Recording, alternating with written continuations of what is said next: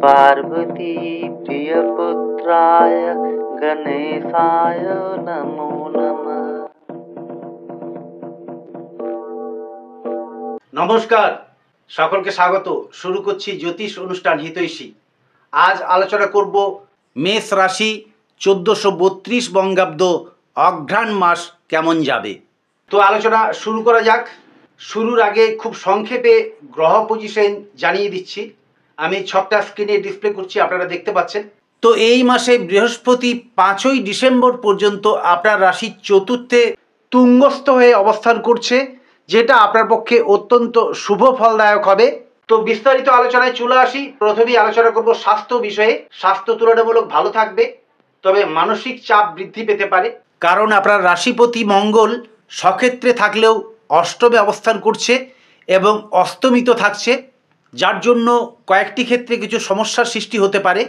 এই মাসে কয়েকটা দিন ইন্ডিকেট করে জানিয়ে দেবো, ওই দিনগুলো বর্জন করলে বাকি দিনগুলো তুলনামূলক আপনার পক্ষে শুভ থাকবে। এরপর আলোচনা করব বিদ্যার্থী বা শিক্ষার্থীদের সম্বন্ধে। এই মাস যারা শিক্ষার্থী তাদের পক্ষে যথেষ্ট ভালো থাকছে। কিছু কিছু ক্ষেত্রে একটু অনিচ্ছা অনীহা এগুলো প্রকাশ পেতে পারে, কিন্তু সময় সুযোগ পেলে আপনি যদি বিদ্যায় মনোনিবেশ করেন সেটা আপনার পক্ষে যথেষ্ট শুভ ফলদায়ক হবে। এরপর আলোচনা করব যারা কোনো প্রেম প্রণয় বা কোনো সম্পর্কে জড়িয়ে আছেন তাদের বিষয়ে। এই মাসে আবেগ এবং উদ্দীপনা তুঙ্গে থাকবে। নতুন কোনো সম্পর্ক এই সময় আপনার জীবনে আসতে পারে, বা যাদের কোনো সম্পর্কে বিচ্যুতি ঘটেছিল সেই পুরনো সম্পর্ক আবার ফিরে আসতে পারে। অর্থাৎ প্রেম প্রণয় বা সম্পর্ক স্থাপনের ক্ষেত্রে 27শে নভেম্বর পর্যন্ত যথেষ্ট ভালো থাকছে। তারপর থেকে শুক্র অষ্টমে অস্তমিত থাকবে। সেক্ষেত্রে কিছু কিছু সমস্যা দেখা দিতে পারে। বিবাদ বচসা বা মনোমালিন্য হলে সম্পর্কের বিচ্যুতি হতে পারে।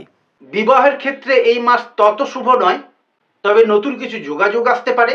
অর্থাৎ যারা কোনো সম্পর্কের সমস্যার জন্য বা বিচ্যুতির জন্য একটু চিন্তান্বিত ছিলেন, সেটা আস্তে আস্তে ভালো হতে থাকবে। অর্থাৎ বিবাহ ক্ষেত্র এই মাসে শুভ অশুভ মিলিয়ে থাকবে। যারা এক্সট্রা ম্যারিটাল অ্যাফেয়ার্সে জড়িয়ে আছেন তাদের একটু সতর্ক থাকা উচিত। দাম্পত্য ক্ষেত্র বা পারিবারিক ক্ষেত্র যথেষ্ট ভালো থাকবে। এই মাসে দূর ভ্রমণের সম্ভাবনা থাকবে। এরপর আলোচনা করব ব্যবসা বিষয়ে। যারা ব্যবসায় জড়িয়ে আছেন, ব্যবসায় কিছুটা সমস্যা দেখা দিতে পারে, অর্থাৎ হঠাৎ যেন থমকে যাওয়া, এই ব্যাপারগুলো লক্ষ্য করবেন। গড়পড়তা বিচারের ক্ষেত্রে ব্যবসা ক্ষেত্রেও এই মাসে যথেষ্ট ভালো থাকছে। যারা ফ্রিল্যান্সার, সেলফ এমপ্লয়েড এবং শেয়ার ট্রেডিং অনলাইন ব্যবসায় জড়িয়ে আছেন তারা মাসের কয়েকটা দিন একটু বুঝে শুনে কাজকর্ম করবেন। কয়েকটা দিন আমি ইন্ডিকেট করে দেবো, সেই দিনগুলো অধিক মাত্রায় সতর্ক থাকা উচিত। এরপর আলোচনা করব কর্ম বিষয়ে। কর্মস্থান এই মাসে যথেষ্ট ভালো থাকছে। কর্মে কিছু উন্নতি, কর্মে কিছু নতুন পরিবর্তন এগুলো হতে পারে, তবে কয়েকটি ক্ষেত্রে কর্মের চাপ বৃদ্ধি পেতে পারে। আপনার কর্মে নতুন পরিবর্তন এবং সেটা ইতিবাচক হবে। কর্মে যদি কোনো স্থানান্তর হয় সেটাও আপনার পক্ষে শুভ ফলদায়ক হবে। মাসের প্রথমার্ধে কর্ম বিষয়ে কিছু দুশ্চিন্তা প্রকাশ পেতে পারে, তবে নিজের উপর আত্মবিশ্বাস এবং ধৈর্য বজায় রাখুন। ডিসেম্বর মাসের দ্বিতীয়ার্ধ থেকে আপনাদের সর্ব বিষয়ে আস্তে আস্তে ভালো হতে থাকবে। তবে এই মাসে কয়েকটা দিন আমি ইন্ডিকেট করে জানিয়ে দেবো, এই দিনগুলো গুরুত্বপূর্ণ কোনো কাজ করার ক্ষেত্রে সতর্ক এবং সজাগ থাকবেন। এছাড়া বাকি দিনগুলো আপনাদের পক্ষে তুলনামূলক শুভই থাকবে। তো কর্মস্থান এই মাসে তুলনামূলক ভালোই থাকছে। আপনারা আস্তে আস্তে সর্ব বিষয়ে শুভ ফল দেখতে পাবেন। নতুন কিছু যোগাযোগ আপনার ভাগ্যের উন্নতির পক্ষে সহায়ক হবে। তো সব কিছু মিলিয়ে আপনাদের যথেষ্ট ভালোই যাবে। এরপর আলোচনা করব সন্তান বিষয়ে। সন্তান ক্ষেত্র তুলনামূলক ভালো থাকছে। সন্তানের উন্নতি, তাদের লেখাপড়া বা স্বাস্থ্য বিষয়ে যে কিছু কিছু সমস্যা ছিল 27শে নভেম্বরের পর সেগুলো কয়েকদিনের জন্য মাথাচাড়া দিতে পারে, অর্থাৎ বৃদ্ধি পেতে পারে। এই সময় হঠকারিতার বশে কিছু লগ্নি করার বিষয়ে একটু সাবধান এবং সতর্ক থাকবেন। ডিসেম্বর মাসের দ্বিতীয়ার্ধ থেকে আপনাদের সর্ব বিষয়ে ভালো হতে থাকবে এবং তারপর থেকে আপনাদের আর দুশ্চিন্তার কিছু থাকবে না। পরবর্তী মাসও আপনার পক্ষে শুভ থাকবে। তো পরবর্তী মাসের আলোচনা আগামী রাশিফলে করব। যারা চ্যানেলে নতুন আছেন তারা চ্যানেলটা সাবস্ক্রাইব করে রাখুন এবং ভিডিওটি ভালো লাগলে অবশ্যই একটা লাইক করবেন। তবে আমার আরও কিছু আলোচনা বাকি আছে, সেগুলো এবারে প্রকাশ করব। এই মাসে পিতা মাতার স্বাস্থ্য তুলনামূলক ভালোই থাকবে। যাদের প্রাপ্তিযোগে কিছু বাধা চলছিল, বকেয়া কিছু প্রাপ্তি ছিল, সেইগুলো এই সময় পেতে পারেন।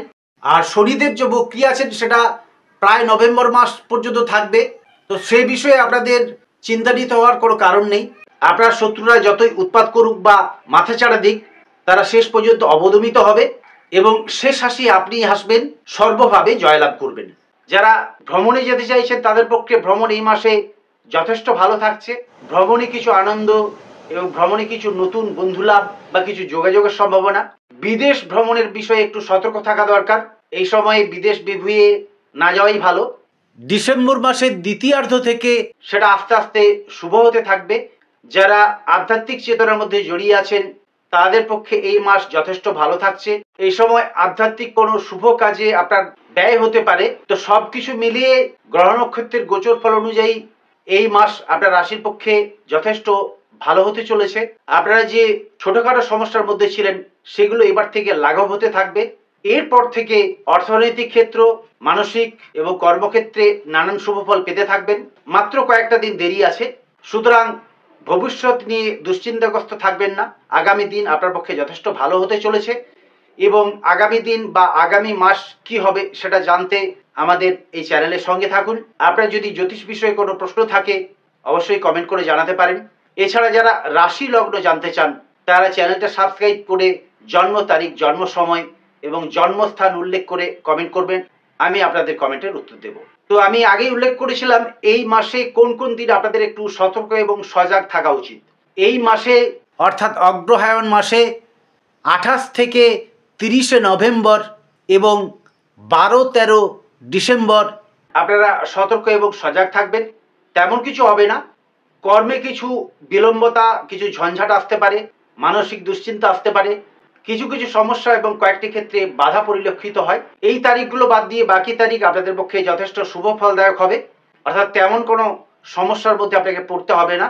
তো এই মাসে যারা গৃহ নির্মাণ, গৃহ কেনাবেচা বা বাড়ি পরিবর্তনের চিন্তা ভাবনা করছেন বা নতুন কোনো ফ্ল্যাট বা জমি ইত্যাদি কিনতে চাইছেন তাদের পক্ষে যথেষ্ট ভালো থাকবে। যারা মামলা মোকদ্দমায় জড়িয়ে আছেন তাদের পক্ষে এই মাস মিশ্র ফলদায়ক, অর্থাৎ কিছু কিছু ক্ষেত্রে আপনার বিলম্বতার সম্ভাবনা।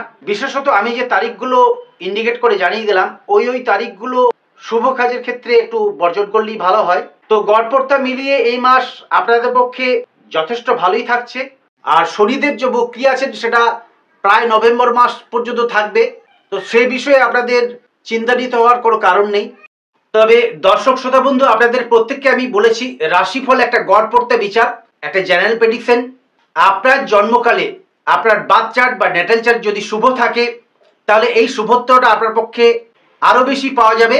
আর যদি আপনার জন্মকালে কিছু অশুভ গ্রহ পজিশন বা বর্তমান অশুভ দশা থাকে তবুও রাশিফলে বর্তমান সময় শুভ থাকার জন্য ততটা অসুবিধা আপনার আসবে না। তবে যারা জন্মকালীন অশুভ গ্রহ পজিশনের জন্য বা বর্তমান অশুভ দশার জন্য নানান সমস্যার মধ্যে আছেন তারা এই মাসে কি কি করলে আরো শুভ ফল পাবেন আমি সেটা জানিয়ে দিচ্ছি। এই মাসে অনন্ত মূল, বিল্ল মূল এবং জয়ন্তী মূল, এই তিনটি মূল ধারণ অত্যন্ত শুভ ফলদায়ক হবে। হলুদ, লাল, ক্রিম কালার আপনার পক্ষে শুভ রং। তো এইগুলো ব্যবহার করলে যারা নানা সমস্যার মধ্যে আছেন তারা শুভ ফল পেতে থাকবেন এবং যারা কোনো সমস্যায় নেই তাদের পক্ষে আরো ভালো ফলদায়ক হবে। অর্থাৎ এইগুলো মেনে যদি আপনারা গুরুত্বপূর্ণ কাজগুলো করতে পারেন তবে আপনার আগে যেরকম চলছিল তার থেকে আপনারা আরো ভালো হতে থাকবে। তো এই ছিল আপনার রাশির বিষয়ে আলোচনা। আপনারা রাশিফল দেখতে থাকুন, পরবর্তী রাশিফলের দিকে চোখ রাখুন।